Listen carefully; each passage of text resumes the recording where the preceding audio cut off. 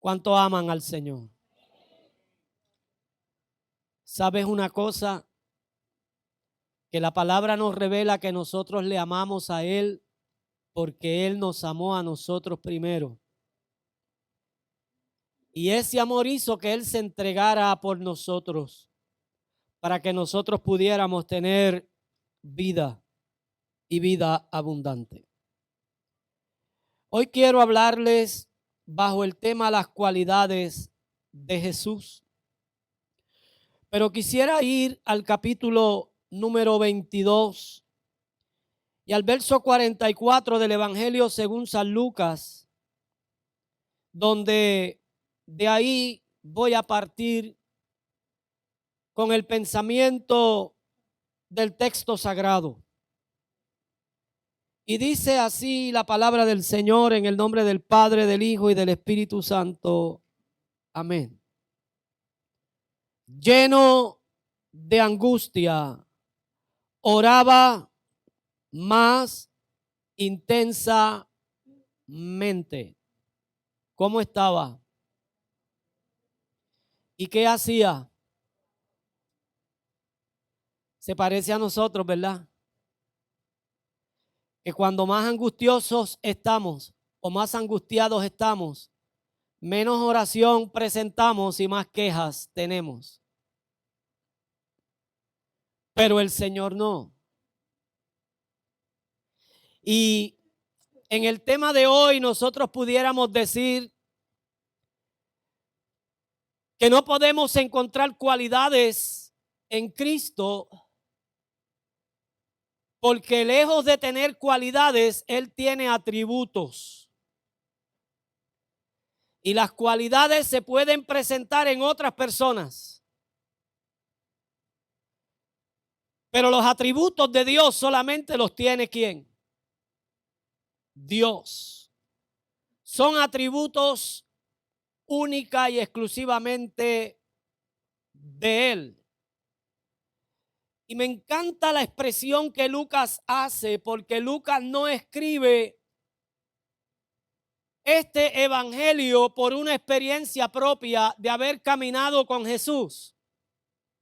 Él no lo vio en el Getsemaní. Él no lo vio angustiado, ni lo vio bajo la presión del sufrimiento.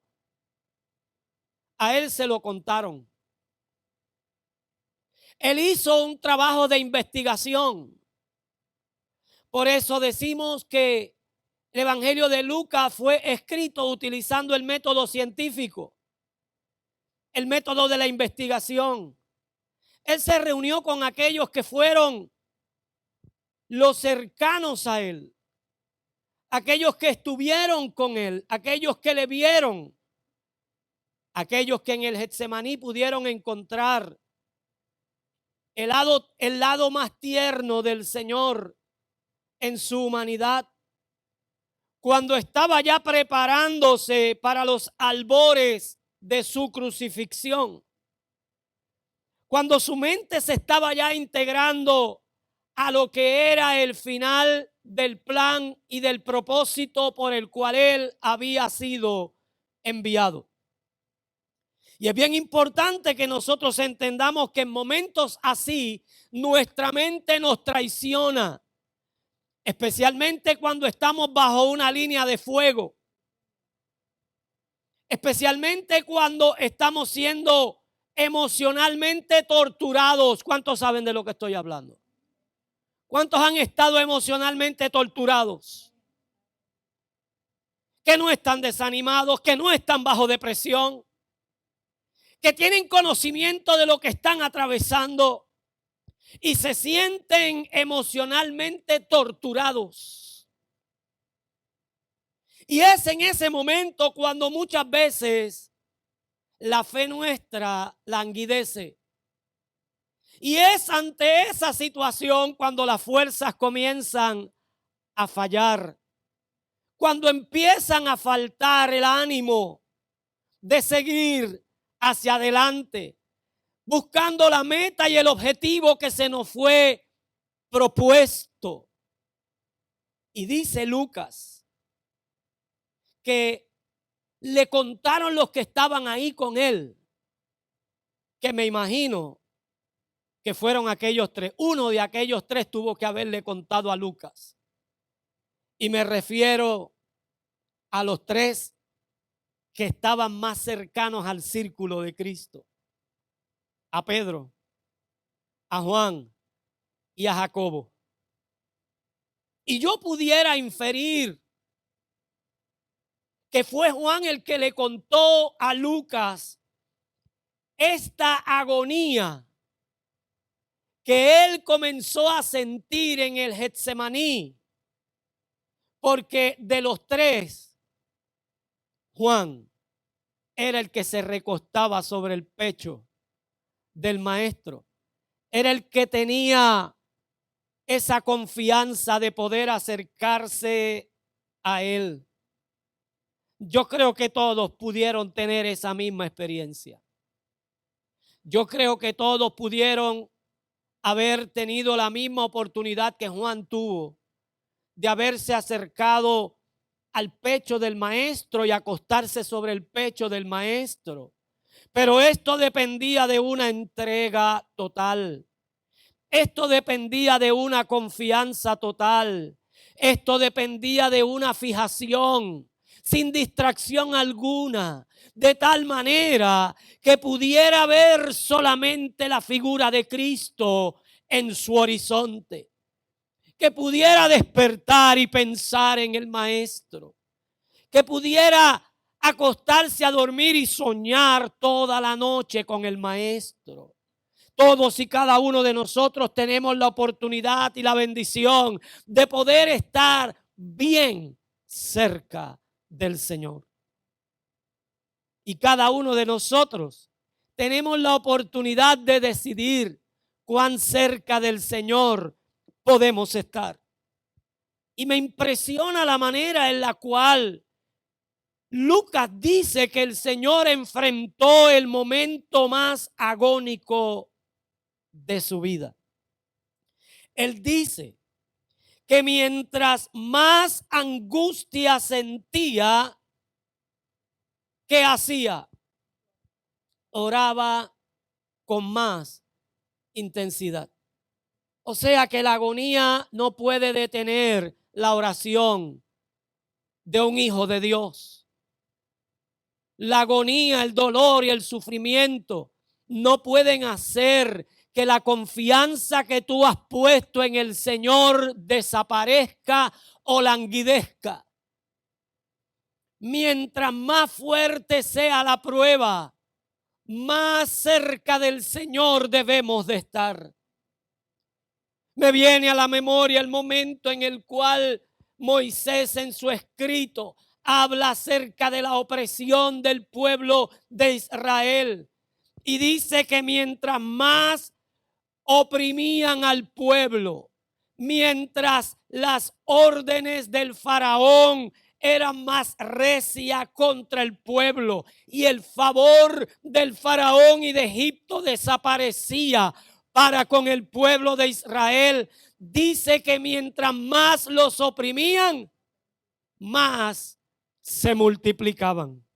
Y es que usted y yo tenemos que entender que en nuestro interior tenemos que entender que en nuestra naturaleza humana hay algo que ha sido depositado. Y eso que ha sido depositado no es otra cosa que parte de la naturaleza divina de nuestro Dios, que no fue depositado cuando yo nací, que no fue depositado cuando tu embrión abrieron los ojos y cobraron vida. Fue depositado en el momento en el cual aceptaste al Señor Jesús como Salvador y personal de tu vida. Fue en el momento que Jesús le dice a Nicodemo que te es necesario nacer de nuevo. Y en el momento en el cual tú y yo nacimos de nuevo, en ese mismo momento dice Pedro que recibimos de parte de Dios una naturaleza divina, una naturaleza nueva, una naturaleza que nos hace mirar por encima de las circunstancias, una naturaleza que nos hace ver que la prueba, la desolación, el problema, la persecución, la debilidad y todo aquello que viene para afligirnos, no podemos mirarlo ni batallarlo con nuestra naturaleza humana, sino que tenemos que subirnos y elevarnos a través de la fe, utilizando esa naturaleza divina para acercarnos más a Dios y orar de manera intensa. Yo no sé cuántos pueden entender lo maravilloso que le resultó al Señor orar de manera intensa en el momento más angustioso de su vida.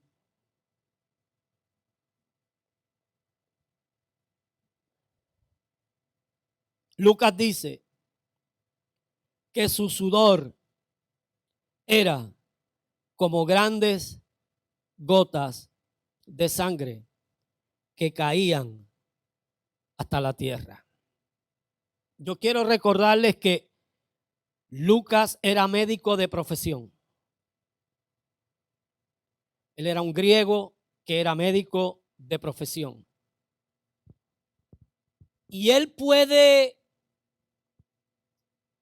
destacar y puede explicar con destreza lo que le contaron acerca de esa experiencia de Jesús en el Getsemaní. Y hablando en propiedad, él pudo llevar aquel sufrimiento de Cristo en el Getsemaní al término de agonía. A veces nosotros estamos esperando una manifestación divina para saber o entender que no estamos solos en el proceso. Pero muchas veces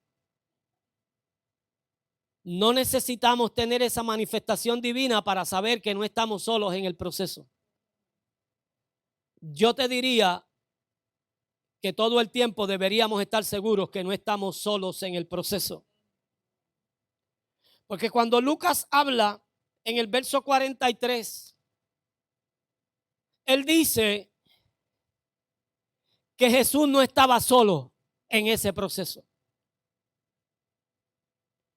Y es bueno resaltar la forma y la manera en la cual, de manera cronológica, viene Lucas explicando el evento del Getsemaní, para que usted y yo vayamos entendiendo que habían ángeles que le servían en un proceso donde él estaba experimentando o teniendo una experiencia agónica, donde estaba viviendo una agonía, donde se estaba sintiendo tal vez en su naturaleza humana desesperado. Yo no sé cuántos han vivido esa experiencia de sentirse desesperados en algún momento dado, en alguna experiencia de su vida.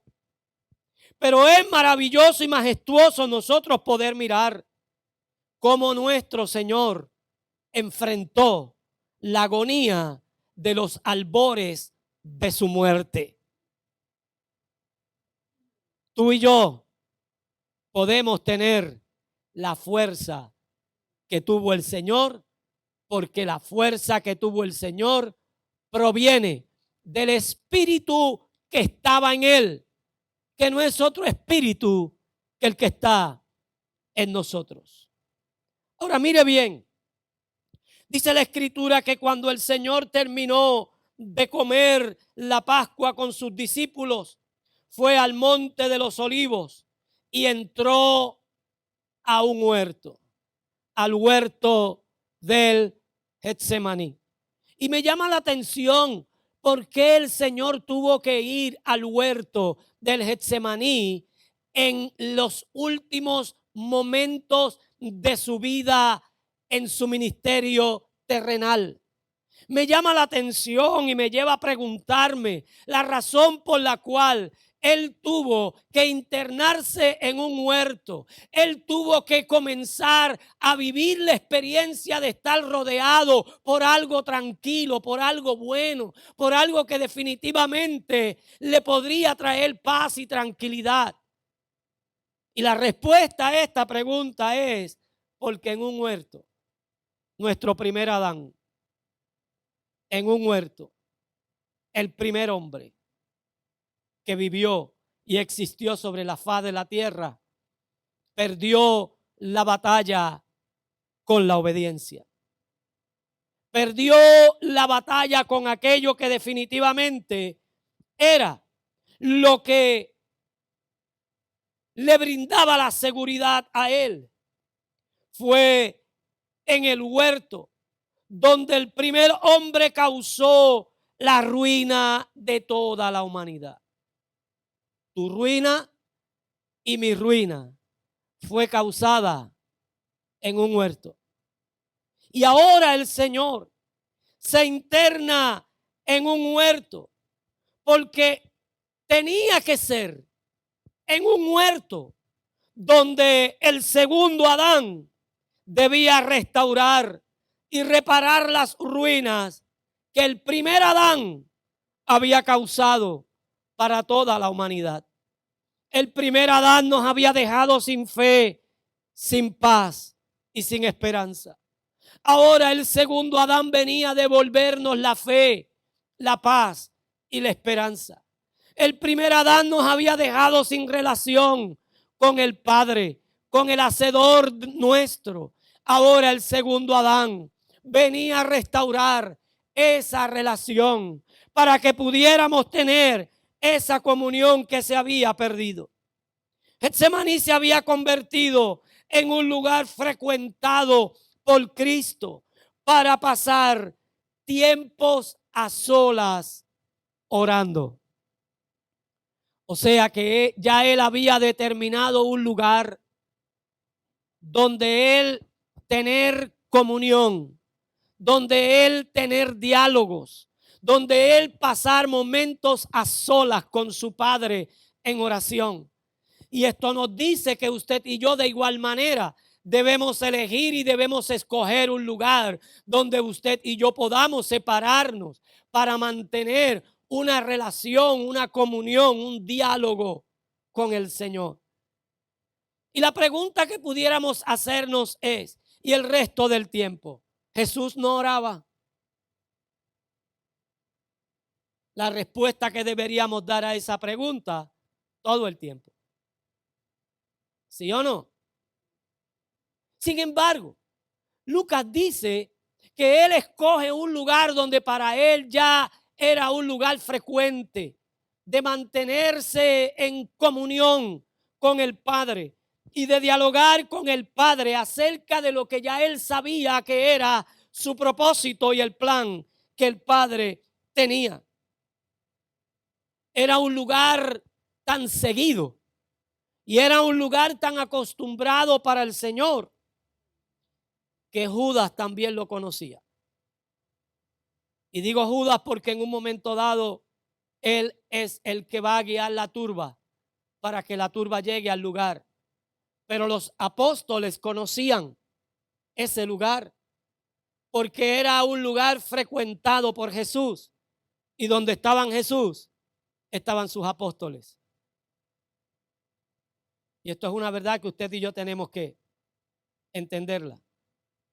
Porque donde está Jesús, está la iglesia.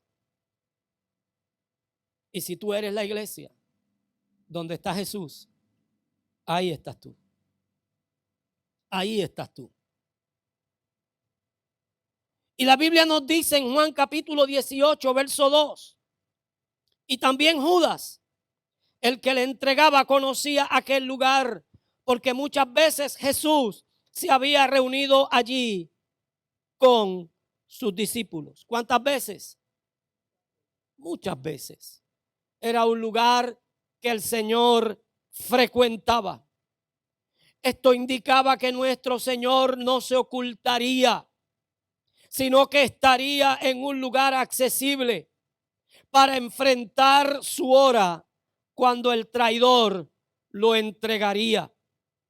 Cuando tú sabes cuál es el plan que Dios tiene para contigo, cuando tú sabes el propósito que Dios tiene contigo, cuando tú sabes la integridad que hay en tu vida, la persona que tú eres, tú no caminas por las ramas.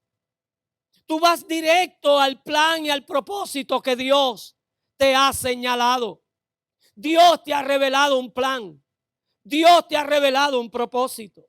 Y Dios ha puesto herramientas en tus manos. Y de la forma en la cual tú vas a desarrollar ese plan, no necesariamente es la misma forma y manera que la va a desarrollar el que está sentado a tu lado o detrás de ti. Dios te dará la capacidad para que tú puedas desarrollar el plan conforme, valga la redundancia, a la misma capacidad que Dios te ha dado. Porque cada uno de nosotros buscamos una revelación del plan y del propósito que Dios tiene con nuestra vida.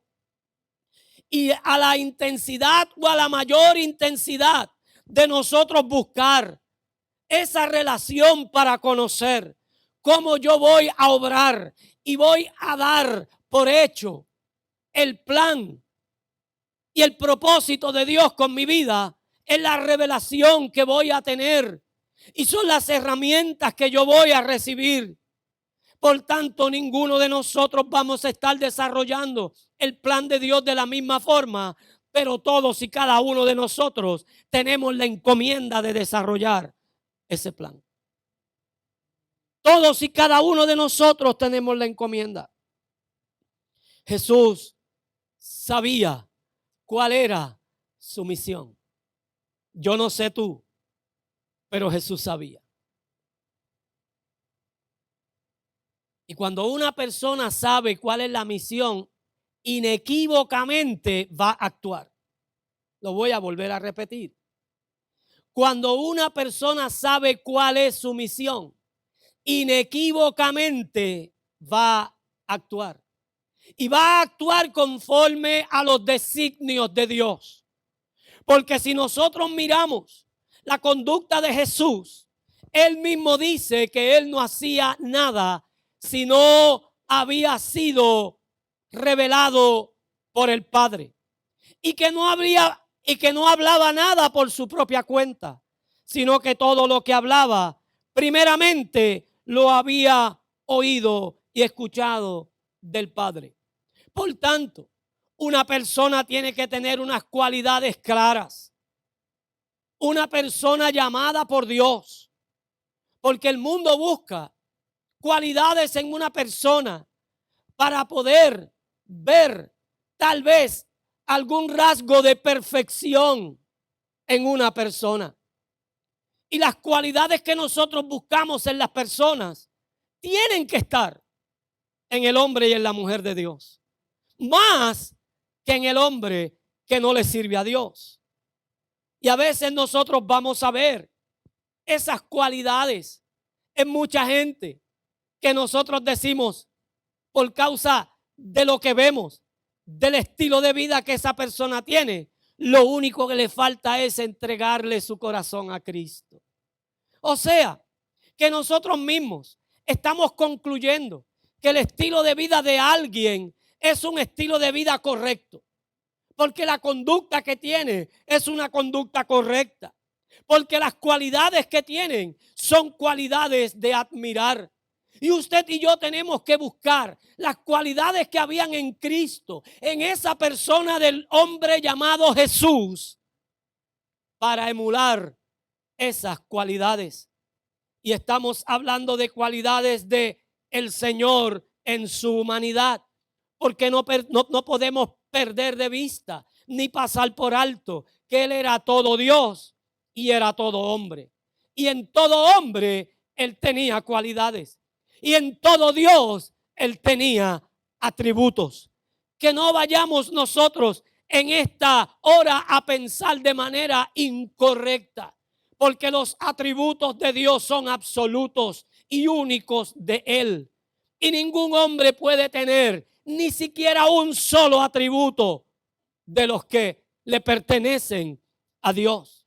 Por tanto, usted y yo tenemos que observar las cualidades que habían en el hombre llamado Jesús, para que esas cualidades nosotros las podamos emular y las podamos añadir a la lista del estilo de vida que nosotros debemos tener, a la forma en la cual nosotros debemos conducirnos y presentarnos ante el mundo como una nube de testigos que también nos rodea y que espera lo mejor de cada uno de nosotros.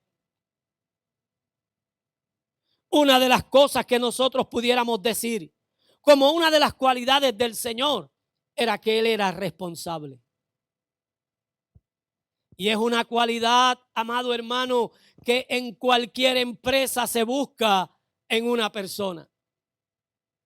Que la persona sea responsable. Es una cualidad que la pareja, el padre y la madre de una jovencita que ya está en la edad de enamorarse, busca en aquel que quiere pretenderla.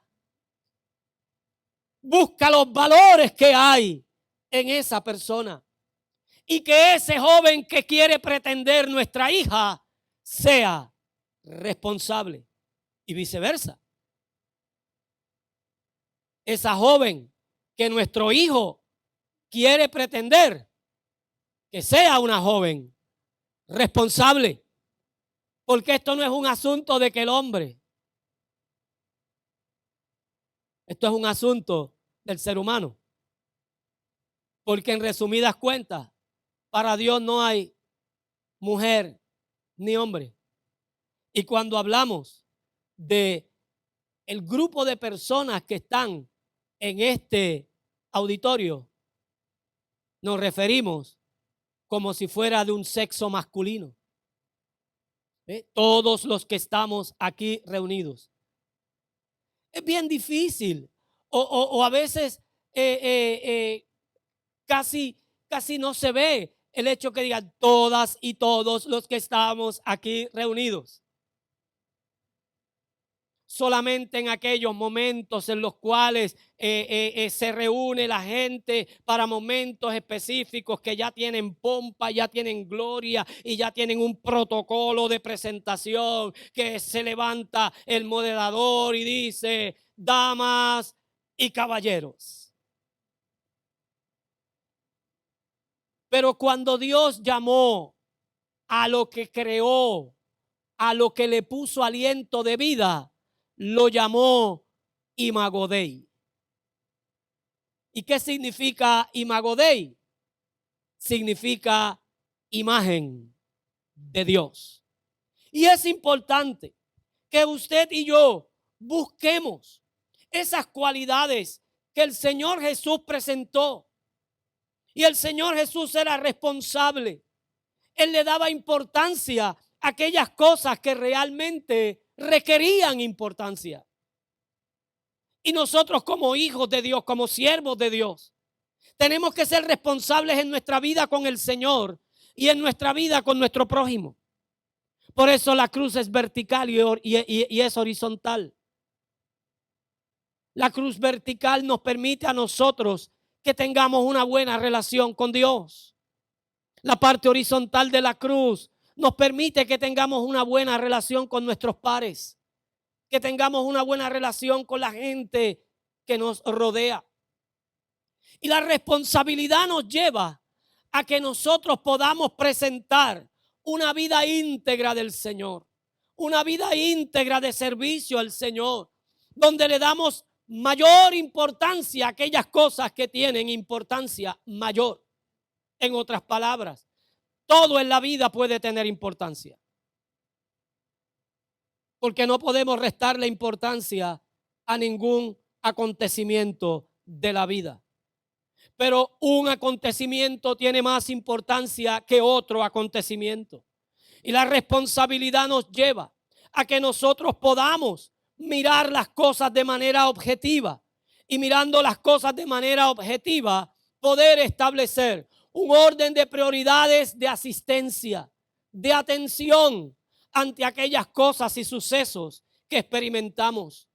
Por tanto, usted no puede restarle importancia a lo que es espiritual. Y usted no puede restarle importancia a aquellas cosas que realmente lo van a ayudar a salir de la angustia, de la desesperación, del problema, del ataque que está recibiendo de parte del enemigo. Todos y cada uno de nosotros somos atacados, unos de una forma, otros de otra manera. Y a veces, cuando usted es atacado de la forma más cruel, ya otro antes que usted fue atacado de la forma más cruel. Y esa experiencia que usted está teniendo hoy, ya otro la vivió antes que usted. Pero habrá otro que todavía no la ha vivido y la tendrá que experimentar y la tendrá que vivir. Y la responsabilidad nos lleva a que nosotros le demos importancia y atención a aquellas cosas que realmente la tienen.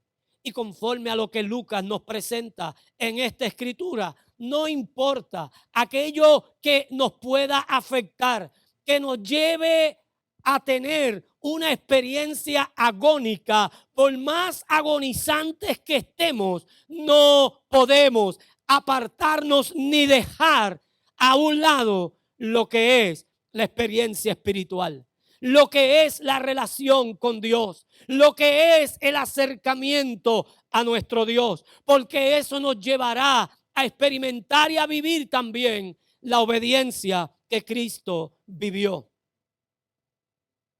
Otra de las cualidades que nosotros podemos ver en el Señor es el sentido del humor que el Señor tenía. Yo no sé, pero yo nunca he visto un cuadro del Sagrado Corazón de Jesús. ¿Sabe a lo que me refiero? ¿Ah? Nunca he visto un cuadro, una pintura del Sagrado Corazón de Jesús sonriendo. Siempre agónico, triste. Y es como si pasáramos por alto que la vida de Jesús tuvo momentos de alegría. Es como si pasáramos por alto que el Señor Jesús tuvo un sentido del humor sano o un sano sentido del humor. Y son cualidades que usted y yo tenemos que emular del Señor. Porque cuando usted tiene un sano sentido del humor y usted llega donde hay algún tipo de contrariedad, la atmósfera cambia. Y Dios nos ha llamado a que nosotros seamos cambiadores de atmósfera. Usted y yo no necesariamente tenemos que vivir todo el tiempo como la cara de un indio de madera. ¿Sabe de lo que hablo? ¿Ah? Usted y yo no podemos desarrollar una experiencia como la de un teléfono ocupado. ¿Sabe cuál es la experiencia de un teléfono ocupado? Que usted no puede hablar con nadie porque el teléfono está ocupado y usted vuelve y lo marca y no da ring. Vuelve y lo marca y usted lo que oye es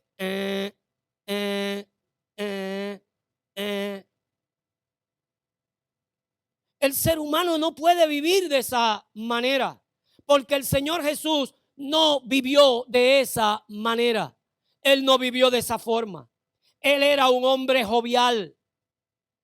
Él era un hombre que tenía la experiencia de poder socializar. Tenía la carisma de que gente le siguiera. De hecho, se nos habla muy poco de su crecimiento y de su desarrollo. Pero cuando nos presentan la vida pública de Cristo a los 30 años de edad, nos lo presentan como alguien que todo el mundo quería estar cerca de él. Y si todo el mundo quería estar cerca de él, no era porque era un gruñón. No era porque era un puente roto. Era porque había una carisma en él. Era porque estando con él, las penas se olvidaban. Los momentos difíciles pasaban. Él era una persona que tenía un buen sentido del humor. Y el cristiano tiene que ser una persona con buen sentido del humor. Usted tiene que tener esas cualidades que lo califican para ser esa persona ideal. Otra de las cualidades era que el Señor estaba dispuesto a escuchar. Usted y yo tenemos que estar dispuestos a escuchar. Porque hay gente que necesita de su consejo. Hay gente que necesita de su experiencia. Pero hay personas que se allegan a otro. Oiga, y en mi barrio decía, cogen los topos y no los sueltan. Y eso hablan y hablan y hablan y hablan y hablan y hablan. Y están una hora, hora y media hablando. Y finalmente se despiden y usted no dijo.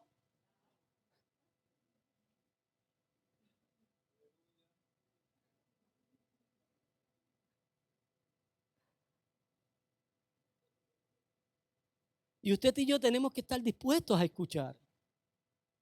Porque cuando nosotros hablamos y hablamos y hablamos y hablamos y hablamos y hablamos y hablamos, lo que hacemos es ventilar una frustración que está en nuestra vida, que no la hemos sabido manejar. Porque una persona que sabe escuchar ha podido manejar todas las situaciones que ha experimentado en su vida. Las ha podido superar y está preparado y equipado para dar el consejo y la palabra sabia que esa otra persona que está atravesando por momentos difíciles necesita. Usted y yo tenemos que aprender a escuchar como el Señor escuchó. Él era detallista. Nuestro Señor era detallista. Es triste que no se haya revelado la experiencia que él tuvo con su mamá.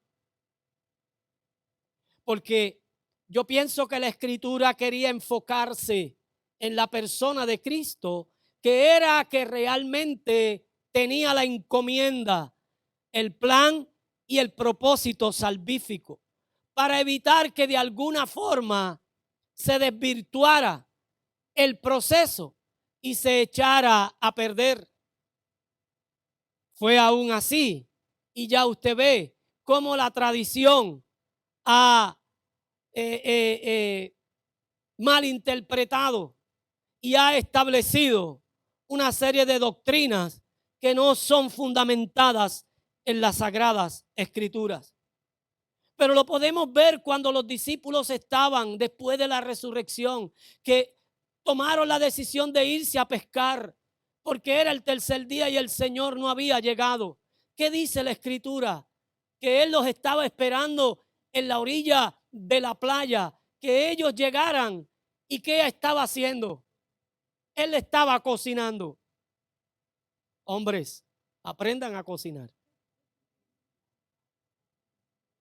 Jesús estaba cocinando. Él estaba haciendo panes y estaba asando peces o pescados.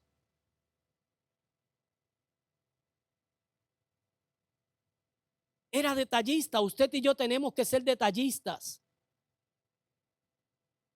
Tenemos que ser detallistas no solamente con nuestras esposas. Tenemos que ser detallistas con todo el mundo. Usted y yo tenemos que caminar la milla extra. Usted y yo tenemos que provocar ser la nota discordante en las cosas buenas, en las cosas que alguien quiere emular y las quiere imitar. Y el Señor era así, era detallista. La otra cualidad que tenía el Señor era que Él era honesto y era sincero. Y Dios quiere que usted y yo seamos hombres y mujeres honestos y sinceros. Que nuestro hablar sea sí, sí o no, no. Que no le digamos a alguien, espérame que voy para allá mañana. Mañana. Mañana no es mañana. Es mejor hacerlo hoy, porque el mañana no llega. Que nosotros aprendamos a ser sinceros y honestos.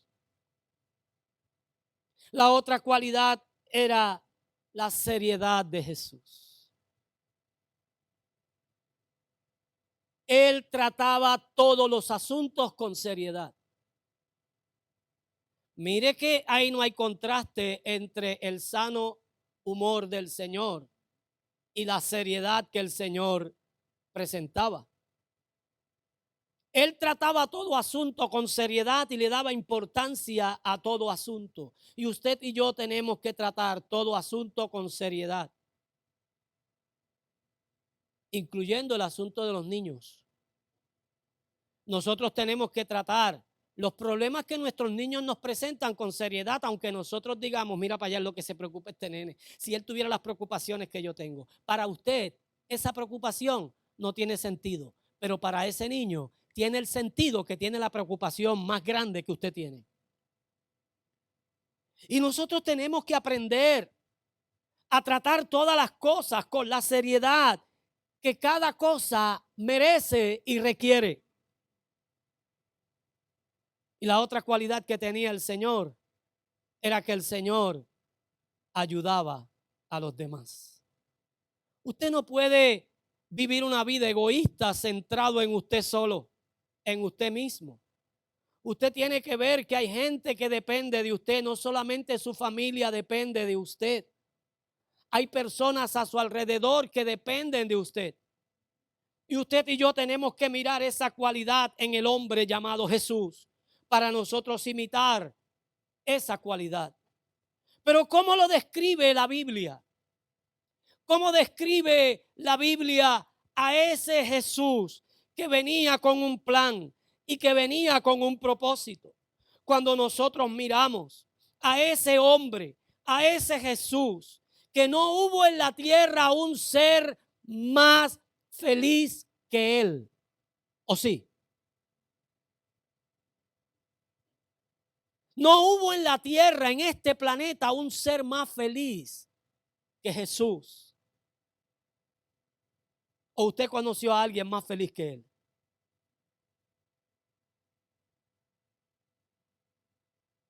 No hubo nadie que pudiera gozar de esa perfecta paz, de esa perfecta tranquilidad, de esa armonía, de ese equilibrio emocional, mental, psíquico, que él. Ahora yo pregunto, ni antes ni después hubo un hombre más feliz que él. Sin embargo, cuando Isaías lo presenta en el capítulo 53, él lo presenta como el varón de dolores, experimentado en quebranto, como un hombre que alcanzó la plenitud de vida, aún experimentando también el sufrimiento y el dolor. Porque la plenitud de vida no solamente se alcanza cuando todas las cosas están bien, y el éxito no es aquel que se alcanza sin haber tenido fracasos y traspiés en la vida. Y ese hombre llamado Jesús, al cual Isaías lo presenta, ahora lo vemos en el Getsemaní, y Lucas nos presenta una escena completamente diferente a lo que nosotros hemos señalado como las cualidades que habían en el hombre llamado Jesús. Nos presenta una escena como si la paz que él primeramente había experimentado ahora lo estuviera abandonando. Y así muchas veces nos sentimos nosotros cuando estamos atravesando por el valle de sombra de muerte. Porque la Biblia lo presenta, que vamos a tener valles de sombra y de muerte, ¿sí o no? Pero David decía, aunque estemos ahí, tenemos que entender que eso es parte de la plenitud de la vida. Y muchas veces nosotros no entendemos y preguntamos el por qué. La respuesta a ese por qué es que eso es parte de la plenitud de la vida. Eso es parte de poder alcanzar esa vida plena que Dios quiere que usted y yo experimentemos y vivamos. Pareciera que la paz lo había abandonado, pero él estaba en una paz ecuánime. Porque en medio de aquella agonía que se intensificaba más, que él hacía con la oración, la intensificaba también. Él no iba a permitir que lo natural dominara lo divino. Y es importante que tú y yo también entendamos que lo natural en nuestra experiencia diaria, en nuestra experiencia cotidiana, no puede dominar lo espiritual ni lo divino que hay depositado en ti y en mí. Tenemos que entender todo lo que es parte de nuestra vida, de la plenitud de nuestra vida. Parece que la tranquilidad que lo caracterizaba se convirtió en un tormento en aquellas horas en el Getsemaní. Como a veces experimentamos que la tranquilidad se ha trastocado, que alguien ha venido a violar el espacio de la tranquilidad que nosotros tenemos y nos toca a la puerta a las horas menos deseadas. Sin embargo, la Biblia registra que él se levantó de la oración y llegó donde sus muchachos con esa tranquilidad que parecía que lo había abandonado, con esa paz que parecía que se había esfumado, y con esa tranquilidad les dice: muchachos, velen conmigo aunque sea una hora. Y después de haber orado, vuelve y se levanta con esa paz, con esa tranquilidad que parecía que lo había abandonado. Y les dice: muchachos, ya se pueden despertar. Ya nos podemos ir, porque ya la hora ha llegado. Imagínense, él estaba ya presto a ser apresado. Y con esa paz y esa tranquilidad que parecía que lo había abandonado, él se enfrenta al reto mayor de su vida en su ministerio terrenal. Él se enfrenta al desafío mayor que pareciera que no lo iba a lograr. Porque cuando usted está en desesperación, cuando usted está experimentando que no hay tranquilidad y que no hay paz, que algo sucedió en su atmósfera, que en vez del silbo apacible, usted lo que oye son truenos, relámpagos, terremotos y vientos fuertes. Ahí, en medio de todo eso, hay un silbo apacible de Dios que solamente se puede experimentar en el interior de una persona que sabe y que conoce quién es Dios para su vida. Y ese era Jesús. Por tanto, usted y yo, en medio de las circunstancias, de las situaciones difíciles, de todo lo que nos pueda llevar a que nosotros experimentemos lo que haga que venga desesperación a nuestra vida, tenemos que entender que por fuera las cosas están así, pero por dentro no. Por dentro hay calma, por dentro hay paz, por dentro hay esperanza, por dentro hay confianza, porque fue la experiencia de nuestro Señor Jesucristo. La oración que había hecho anteriormente, luego que él había comido con sus discípulos, era una oración de intercesión por nosotros. Y Juan la presenta en el capítulo 17. Fue una oración llena de majestad, Cuando usted llegue a su casa, lea esa oración para que usted vea de la forma y la manera en la cual el Señor presentó esa oración intercesora por nosotros. Fue una oración completamente diferente. Una oración que si la comparamos a la oración que él hizo en el Getsemaní, vamos a encontrar una diferencia. A lo largo de toda su vida, no se le vio con una expresión de angustia. Sin embargo, en esta oración del Getsemaní, se le oye decir: mi alma está muy triste, muy angustiada hasta la muerte. El hombre más feliz que se ha registrado en la historia de ser humano alguno, ahora confiesa que se siente triste y que su alma está angustiada.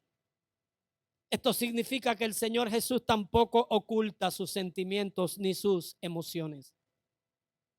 Usted y yo tenemos que tener gente a quien decirle cómo nos estamos sintiendo. No a todo el mundo, porque de 12 solamente a 3 Él le dijo cómo se sentía. Y nosotros de 3 le decimos a 12 cómo nos sentimos. Usted tiene que tener la gente clave que lo va a entender y que no se va a montar con usted en esa pena y que no se va a montar con usted en esa angustia y que no se va a montar con usted en esa experiencia tan amarga que usted está viviendo para alargarle la agonía. Porque usted tiene que entender que toda prueba tiene fecha de caducidad, que todo problema tiene solución. Que usted no conozca la fórmula es otra cosa, pero todo problema tiene solución. Los gemidos del Señor, sus suspiros y sus exclamaciones eran lastimeras, eran lastimosas. Su angustia debió ser tan terrible que se manifestó en sudor de sangre. Sus capilares se rompieron. O sea, Lucas dice, este hombre entró en una crisis emocional tal. La presión que recibió interna fue una experiencia tal que rompió los capilares y la sangre y el sudor se juntaron. ¿Cuántos han conocido la expresión brain out? ¿Ah? ¿Usted sabe qué es eso? Es una defensa que el cuerpo tiene. Cuando usted está siendo sometido a una presión tan fuerte, tan agónica, cuando usted está siendo sometido a algo que usted no puede manejar, el cerebro hace un shutdown y usted cae. Lo buscan, le hacen cuánta prueba hay, cuánto estudio hay y no le encuentran nada. Y usted puede decir, pero es que yo estaba bien. Yo no tenía problemas ni preocupaciones, no me sentía ni ansioso ni ansiosa, pero el cuerpo sabe y el cuerpo responde. Y Lucas, en su experiencia de médico, él pudo decir, la experiencia de Cristo fue demasiado fuerte. Ningún ser humano pudo atravesar por esa situación. Nadie, ninguno pudo estar preparado a la altura de Cristo para enfrentar esa realidad. Por eso fue que él tuvo que despojarse. Siendo igual a Dios, no tomó cosa que aferrarse y se metió en un cuerpo humano. Se desvistió de gloria para vestirse de naturaleza humana, porque solamente él, haciéndolo, podría lograr que la ruina del primer Adán fuera reparada. Por tanto, usted y yo tenemos que entender que la cruz, y el próximo viernes estaremos hablando de eso, fue donde la ira de Dios y el amor de Dios convergieron. Ahí interceptaron o se intersecaron el amor y la ira de Dios sobre nuestro Señor Jesucristo. Por tanto, usted y yo tenemos que entender que somos más que bienaventurados, que somos más que bendecidos y que debemos querer conocer más acerca de la persona de Cristo, porque usted y yo no lo hemos conocido a la manera que deberíamos o debiéramos conocerlo. Debe salir en nosotros el deseo de querer conocerlo más, porque Él merece que usted y yo le conozcamos más, porque lo que Él hizo fue algo sin precedente. Lo que Él hizo fue algo que elevó nuevamente la posición caída del hombre a la posición restaurada de lo que Dios había creado en el huerto. Usted y yo debemos todos los días darle gracias al Señor. Y cuando estemos atravesando por el valle de sombra de muerte, cuando estemos atravesando por momentos torturantes, cuando estemos atravesando por momentos angustiosos, cuando pensemos que ya estamos a punto de un colapso, recordar el Getsemaní. Recordar el Getsemaní y decir, si con Cristo no pudieron y Él está en mí, conmigo tampoco podrán. Porque la lucha tuya no es contra carne ni sangre. Y el que venció está en ti. Y el espíritu que estuvo en Cristo y lo levantó de los muertos es el mismo espíritu que está en nosotros. Así que de hoy en adelante, mira las cosas desde otro punto de vista y comienza a buscar en ti esas cualidades que están ahí, están en ti, esas cualidades que hubieron en Cristo para que tú y yo podamos vivir conforme a esas mismas cualidades del Señor y convertirnos en cristianos exitosos para la gloria y la honra del Señor. Dale un aplauso al Señor en esta hora.